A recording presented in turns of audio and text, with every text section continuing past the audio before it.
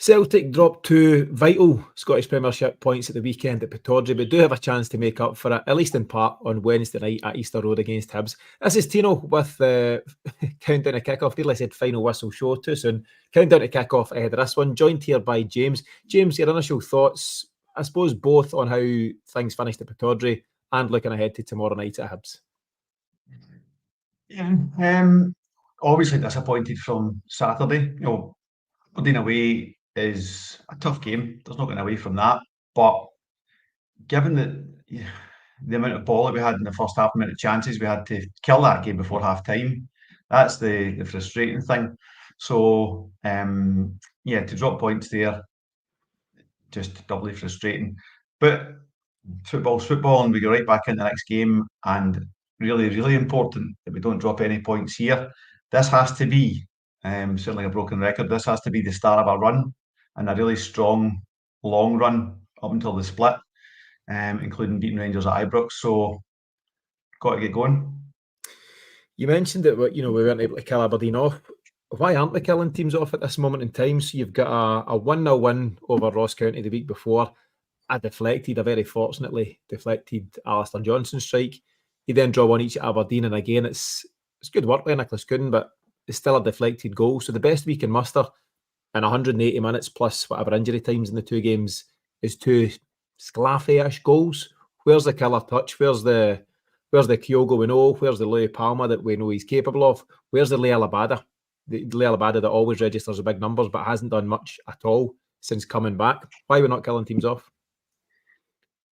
It may be players are very well suited to a formation. Greg Taylor's a great case in point. He excelled under Angie's inverted fullback system, but he really struggled in Rodgers' overlapping fullback setup. So it could be that for a lot of players. You're seeing Kyogo coming to fetch and carry because he's an honest player. He'll put the effort in if the ball's not coming to him, but then he's not in the place to be there when the ball does come, but it's not coming often enough. So I've sketched out a 3-5-2 here. Maybe come on that later on. I don't think that'll happen just the time of year. If he was going to do it, he'll have done it before now. But it might be that these players are just not suited to the formation that Rodgers has got them in.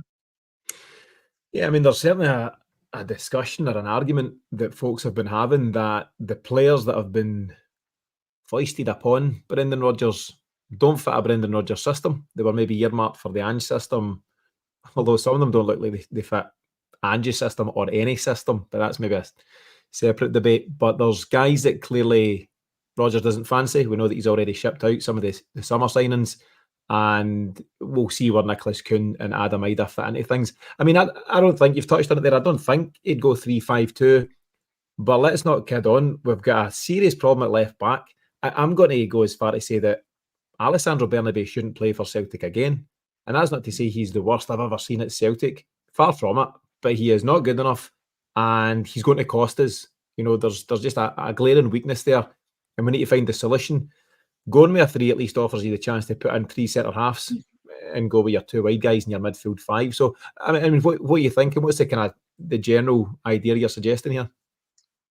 Part of it was exactly that. It means I don't need to pick an actual left back. I can have a left-sided centre-half in Scales to cover that. But it was, I'll give you the rundown as I had it. Some of it comes down to whether Johnson is fit after his groin knock at the weekend, but let's say he is fit. It'd be Hart, Nawrocki on the right of centre, Welsh in the centre, Scales on the left of centre, Alistair Johnson, Callum McGregor and Maeda, Matt O'Reilly, Bernardo, Kyogo and Idah. That was the second thing. I kind of want to accommodate Idah. I thought he played really well on Saturday.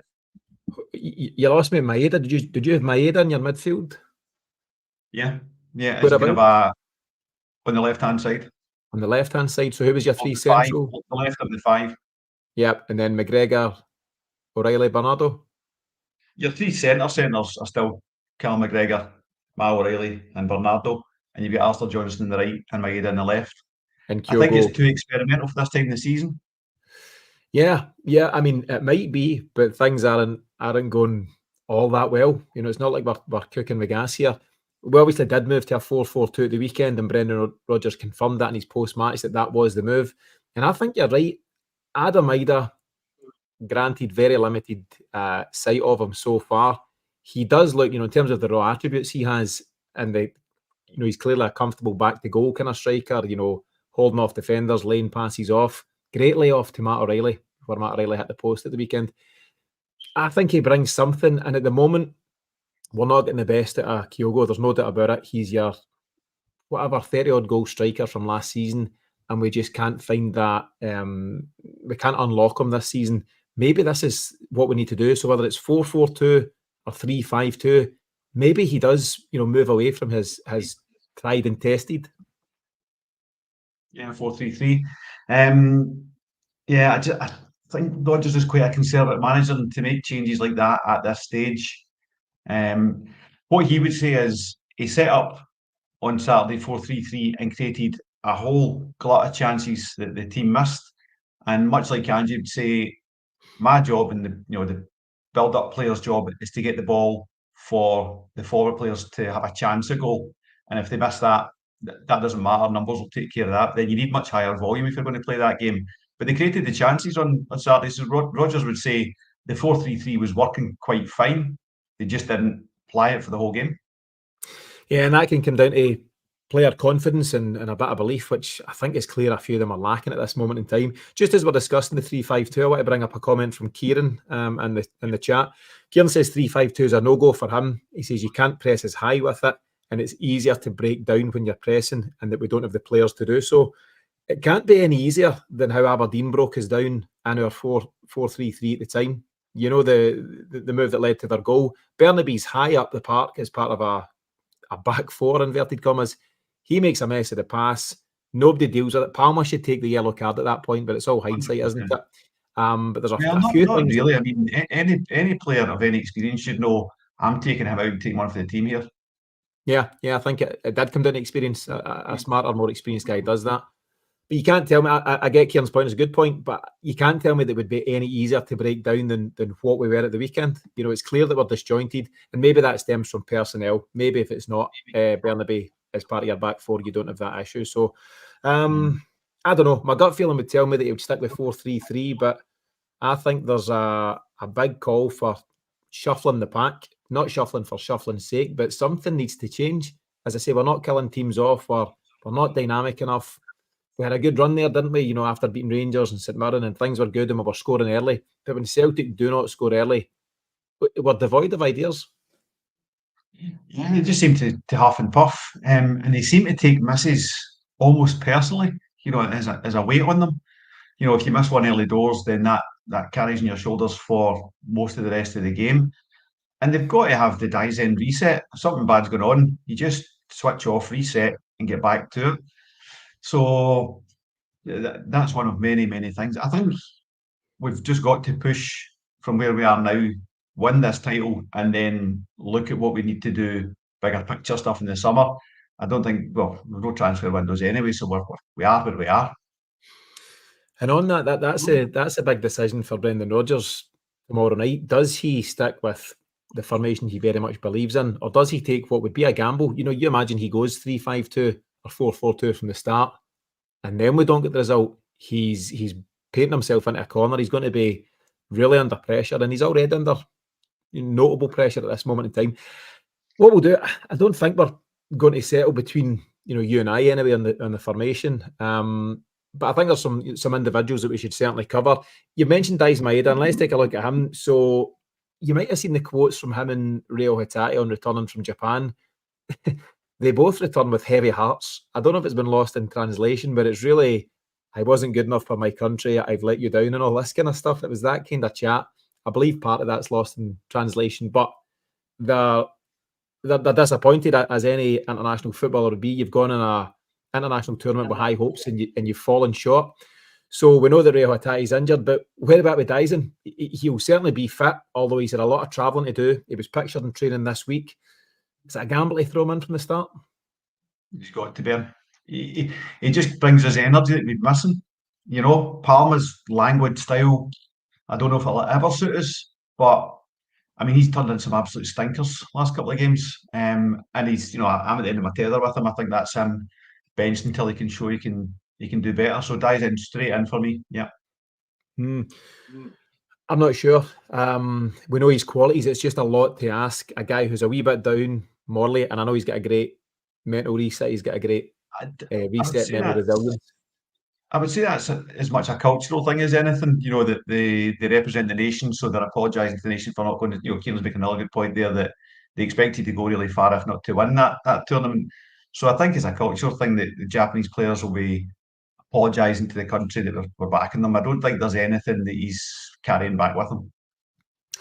I don't know. I understand the cultural point, but there's disappointment. You can't get away from the fact that going out a major tournament, and it's not major to us in this part of the world, but it is to them. And there's a natural disappointment of that. There's the travelling. Where was the Asian Cup? Should really know this, given half our players were out there, but I'll need to double check on that. But there's a lot of travelling. It was at least in Asia. We know it wasn't in Italy. So he's come a fair way, and I'm just not sure if it's the right move to start him.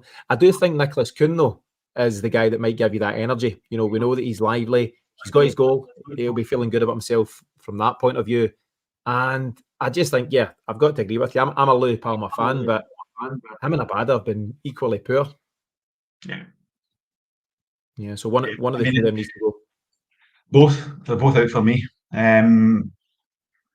You know, said it too many times, you're a big Abada fan, but you can't come with that attitude. If there's something on your mind that you can't deliver, then step out. I thought he should have taken a move towards the end of January. He'd had a couple of games by then to see if he could, you know, get back into the rhythm, and he hasn't. You know, I thought when he first came back, he was looking lively and getting balls into Kyogo and stuff. You know, textbook Abada balls into Kyogo, but that was a long time ago. The last two games, Ross County and Aberdeen, just an empty jersey. So I want to see him dig in and get over what he can get over and come back for Celtic, but he can't be first 11 for me at the moment. Yeah, you might be right. And I think quite a lot of fans are in that camp. What about elsewhere? Let's step back to midfield. Some of the guys in the comments letting us know it's Qatar where the Asian Cup was. Should have known that, James. But yeah, I think it was delayed last year, kicked on with the World Cup and stuff like that. I'll take your word for it. But in terms of the midfield, none of the midfield three covered themselves in glory at Pittodrie, did they? You know, starting with your captain, Callum McGregor, he's now, I think he's played 451 times for Celtic, hugely experienced, struggled at times. That chance that ended up coming to Shinnie, you know, later in the second half, there's a suggestion it might have been offside. Letting the ball bounce, real basic Exactly. stuff. Yeah. So Calmac, you know, weak in that particular moment. Bernardo didn't last the game. O'Reilly did, and he's had a couple of chances to shoot on goal, and he's not quite reached the levels that he done earlier on in the season. I don't know. Listen, I suppose we could go through the whole team here, because at the moment, I don't know if it just kind of feeds into the current doom and gloom on and off the park at the moment, but who's playing well? Who's in good form at the moment? I don't think anybody. You could debate Liam Scales has kept a relatively high standard throughout the season. Alistair Johnson's struggling. We don't have a left back to call upon. Joe Hart's done his job for the most part in recent weeks. Midfield, I've mentioned, are struggling. The front line are struggling. This is my big thing, and we've touched on it at different times in the weekly shows. We lack a leader, a scruff of the neck guy to pull himself and his teammates through. Callum McGregor can be that guy. He's a motivator to a point. Slightly different style from Bruni that we've discussed, you know, at different times, but he can't do it on his own. I think he misses CCV's leadership when he's not there. Joe Hart provides a bit of that, but he's much further back the park. Where's the generals? Where is the characters that are going to pull you through? Because sometimes when you're in a situation like this where you're not playing well, there's different pressures off the park, fans a bit disgruntled for a variety of reasons. Who's your big hitters? Who's your big characters to pull you through? I think Celtic are lacking them. No, they are lacking. I mean, two of them are Andy Ralston and Greg Taylor, and you know they might not be footballing wise at the level we're looking for, but they're certainly they're drivers, and they believe, and they never leave anything on the pitch. The pair of them, you never have looked at one of their performances and said, he chucked it today or he wasn't at it or whatever. Both of them always give their all, and that's what's missing. You get players there. I would say Abad and Palmer in particular, that they come off the pitch and you're going, I didn't see you busting anything there that whole game. that's completely different from what you get from Ralston and Taylor. Different reasons why they aren't and maybe shouldn't be in the first 11, but that kind of attitude has to permeate the whole squad. You can carry one or two. You can't. I mean, I'm looking back at last Saturday's game squad. Hart with a couple of good saves, but a couple of not clangers, but ropey moments as well. No one apart from maybe Scales, but then Scales wasn't dynamite at Aberdeen's goal. It wasn't really, and you could pin on him, but he could have done something excellent to stop it as well. Just positionally was a bit out, I thought. But the rest of them, so you're kind of carrying 11 when you can maybe carry 2. Yeah, I mean, I just think as a standard, you should have 3, 4, 5 leaders. And for anyone who's not listened to the weekly show from this week, we got into a bit of detail about Celtic's what I would call an ageist signing policy. We generally don't sign guys over the age of 25, 26. We've done it on a handful of occasions in the last 10 transfer windows. And that comes back to bite you. There's a reason why you hear cliches in football about, yeah, the team's got a good blend of age experience and youth. You've got that kind of nice mix in the dressing room. We don't have it. We've got a couple of bodies. Carter Vickers being a notable one who's missing, and it's not enough. So your signing policy of signing kids between 20 and 23 is all great if you're dropping them into a squad where you've got a bundle of 27, 28 and 29-year-olds. We don't. And it's times like this, times where you need to dig deep, that's really coming back to bite you. So, listen, I know that the individuals that we've been speaking about, the players that will turn out for Celtic tomorrow, they're talented guys. And if things click, if the atmosphere's suitable and if the weather's good and if we got off to a good start and all the good things that you like to see happen manage to happen for them, we'll be good to go. But if we find ourselves, for whatever reason, in the trenches, if we find ourselves nothing each at half time or still chasing a goal with 20 minutes to go, at this moment in time, in terms of their development, by and large across this squad, we don't have the guys to pull us through. And that's what you're seeing. You look at the St Mirren game at the turn of the year, was it the 2nd of January? We scored in 60 seconds and we're great. We're free-flowing. We win 3-0, was it? Everything's good. Everyone's playing well. We're relaxed. And these guys show the best of themselves. But sometimes you need to find different ways to win. It can't all be pretty free-flowing football. And I don't think we're good at finding the ugly way to win.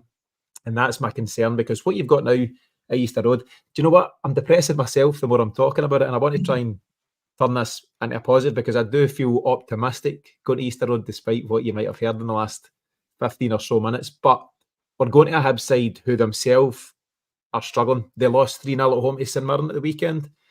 Quan inspired, of course, but they've got a situation now where they're starting to turn on Nick Montgomery. He was trying to play out for the back and do all the nice things, and I think that's gone. They might just resort to parking the bus tomorrow. I watched bits of them against Rangers recently, and they were awful. Oh, man. They were awful. And actually, I think any team, whatever situation you're in, you should play to your strengths. If you want to play in a certain way, but you can't do so until you've got certain players, then you need to scale it back a bit and play with what you've got. And I think you might find us coming up against a pretty uninspiring defence-minded Hibs tomorrow. I'm not sure they'll open up the way they have done in recent times. They're really under pressure. And I think it could be one of these turgid games that do not suit us at all. Just 2 banks of 5 and a breaking striker off the top 5. That kind of thing. 2 goalies, a 5 and a 4. Yeah. Well, I know that's tough to break down, but we just have to have the ingenuity. And that's where guys like Idah can help you. We've got a bit of physicality there, can take the ball back to goal, can hold it up and keep you up there.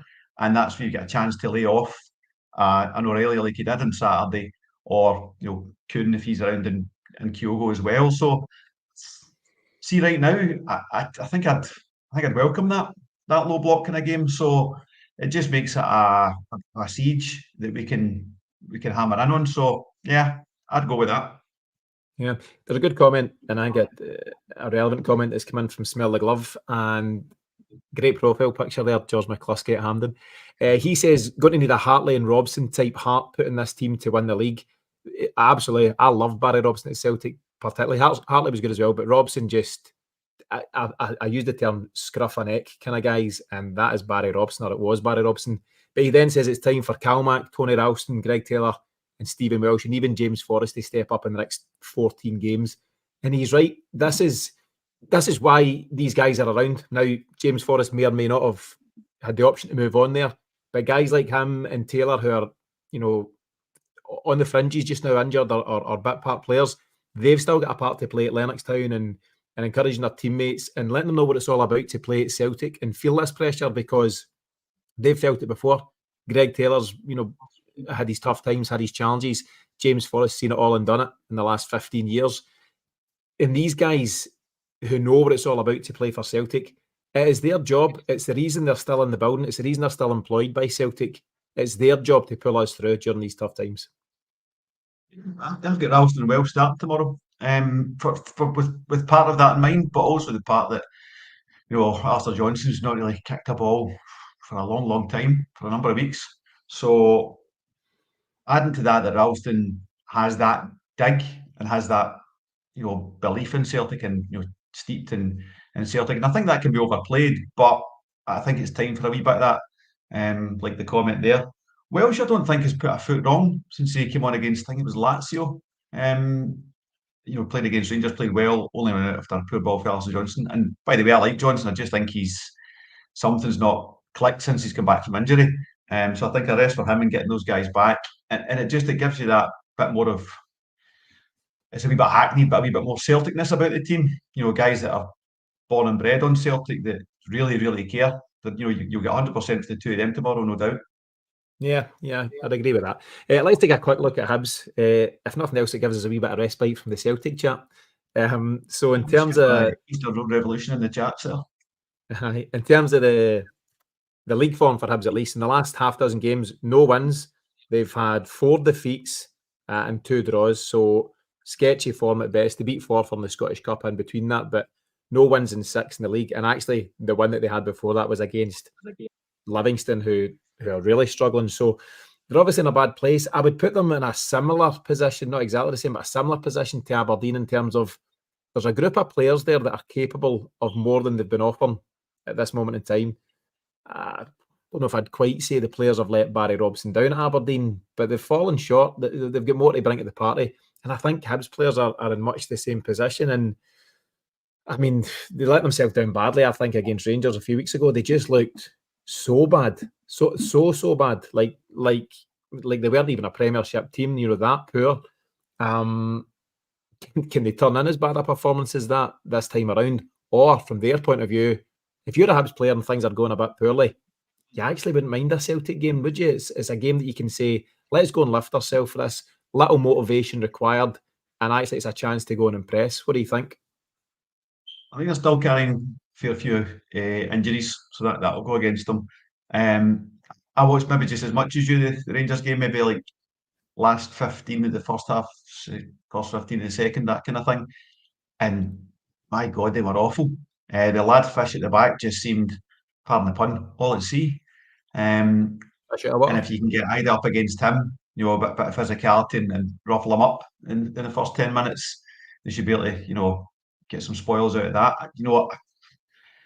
I think, to your comment on Barry Robson, I think the Aberdeen players did let him down because they showed on Saturday what they can do. But at the same time, it's Robson's job to motivate them, not to. So that goes both ways.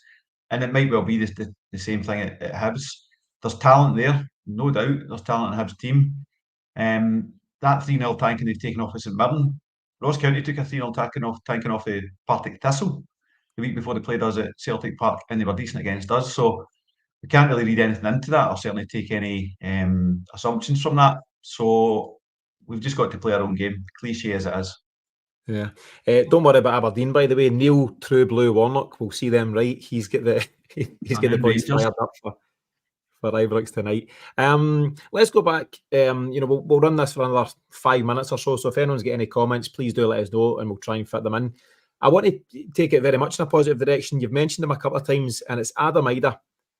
Adam Idah is very unfortunate that he's been the guy that's brought in during one of the worst transfer windows in recent memory. But that's not to put any blame on him. As I say, he's just a young guy trying to make his way. I touched on this again in the weekly, but he's got 120 senior appearances, give or take. Senior football between the Championship and the Premier League. Capped for his country, scored against the Netherlands. Very highly rated in certain quarters, and his career has just stalled a bit. He's had a lot of bad luck with injury. But this short-term deal. And Brendan Rodgers was talking. If you listen to his comments, he says the move gives us a chance to look at him and him a chance to look at us. That tells me it might not just be a straightforward loan and home, but we'll get to that, further down the line. But I think there might be something to get excited about with Adam Idah. And I think he showed in flashes that he can be that, or can give Celtic that different dimension. We've been screaming out for an alternative in the shape of, a Giakoumakis type player, someone who's that physical presence, target man, pulls guys about. You can clearly see Adam Idah as and potentially can be that guy for us for the next few months. Definitely. I was really impressed with him on Saturday, and I go with you in the transfer window. Once the transfer window's shut, anyone who's come in, full support, no matter what. So, obviously he'll be successful at Celtic, and more so that we do a deal if he is successful. Can he play in a one, in the centre?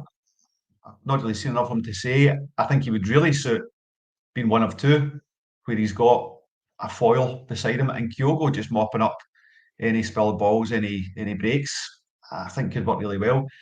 It's semi-experimental, like I say, at this stage of the season, but we ended up doing it on Saturday. It got us the goal.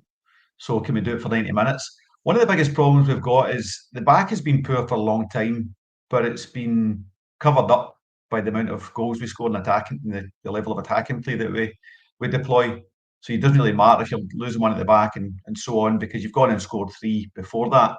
But at the moment, we're not free-flowing, we're not high-scoring, and any goal lost is crucial. So I think any tactics tomorrow have to drive towards the attacking side of things, and Adam Idah is certainly part of that for me. Yeah, I agree. And I'd be excited to see him in the starting lineup. There was some stats doing the rounds last week. So Celtic have now completed 24 of the 38 game programme, and they compared it to the 24 games at the same stage last season, and we're way off, in terms of points and goals. I can't remember, but it's between 15 and 20 points, maybe. Is it as much as that? And, there's real downward trends happening across the board. I know what you're saying, we're not performing particularly well at the back just now, not up front, and the midfield's having a bit of a tough time, but apart from that, I think we're cooking the gas. The ball boys are on fire. Yeah.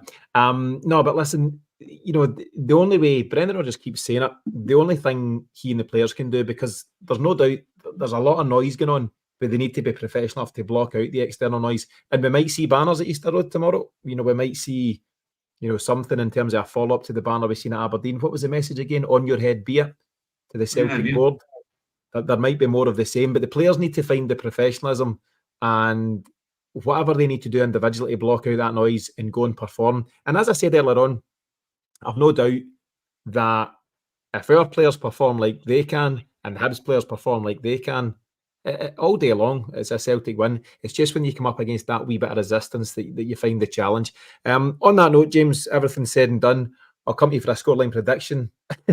I can just see it going the way of doom and gloom. Oh, this is terrible. 5-0 Celtic. What are you giving us? 3-1. Adam Idah inspired 3-1. A moderate 3-1. I think Celtic will win, but we're not scoring a lot of goals, and I don't see that changing dramatically at Easter Road.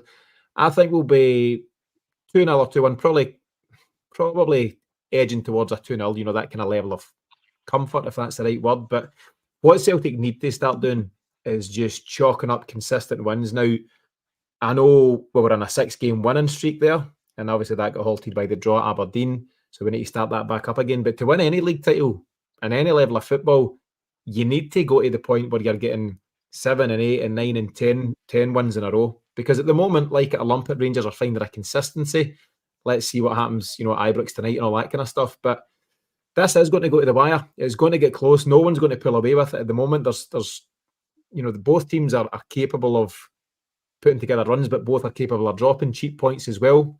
And I think it's whoever finds a consistency that will come good. And Celtic need to start with it tomorrow. There's no better way than to blow away the negativity of two guys like you and I and many others by getting a convincing one at Easter Road. It's just it. The games are thick and fast, and that's a blessing at the moment. There's no gap from drop points on Saturday to tomorrow night. So just get back on it. the fans are going to back the team all the way. People are really disenchanted, but it's all to do with the business side of Celtic, not to do with the football side. I know there's some criticism of Rodgers coaching, quite rightly so, but the fans are still fully behind the team. The issues are bigger picture stuff with the way the club's been going. So that's exactly what it'll be tomorrow night. Fans will be right behind it, and let's send them home with a smile on their faces, including yourself.